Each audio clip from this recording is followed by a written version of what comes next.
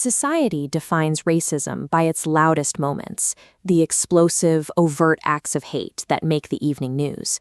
Yet for many, the lived reality is a quieter, more persistent form of prejudice that often goes unnoticed by those not experiencing it.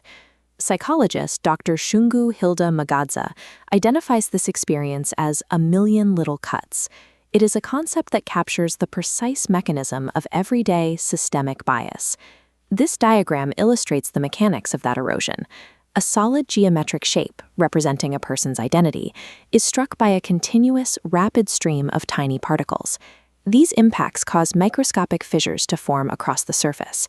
As these impacts accumulate over a lifetime, the subtle negative glances, the backstabbing, and the disproportionate treatment, those fissures connect. Eventually, fragments of the shape break off and drift away. The danger lies in how others respond to these micro-injuries. Bystanders frequently dismiss them, labeling the victim's experience as a misunderstanding or an overreaction.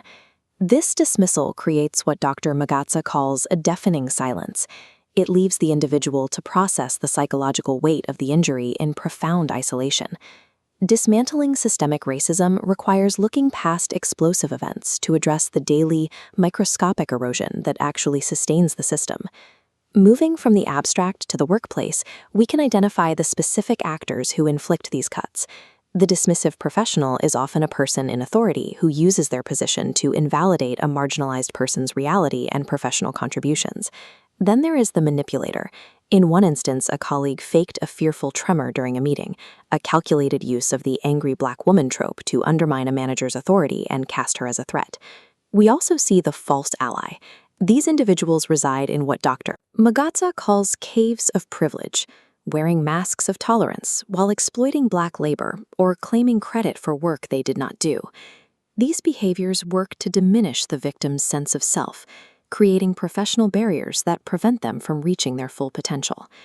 When these disparate behaviors occur within the same institution, they form a self-reinforcing environment. They keep marginalized individuals isolated and preserve the existing hierarchy of power. Enduring a lifetime of these cuts can lead to a specific strategic response: post-traumatic growth. For Dr. M'gadzah, navigating toxic organizations served as a crucible. The resistance she faced clarified her understanding of systemic bias and sharpened her resolve to fight it. She embraced the pressure to work twice as hard as a calculated act of defiance. This commitment serves to illuminate the truth and interrupt the biases that future generations will face when they enter these same spaces. By naming the specific perpetrators and refusing to be silent, she transforms a history of personal injuries into a clear public purpose. While individual resilience is necessary for survival, stopping the million little cuts permanently requires a collective shift. This diagram shows the structural solution. A central node is protected when interlocking outer nodes lock together, forming a resounding wall of protection built on genuine solidarity.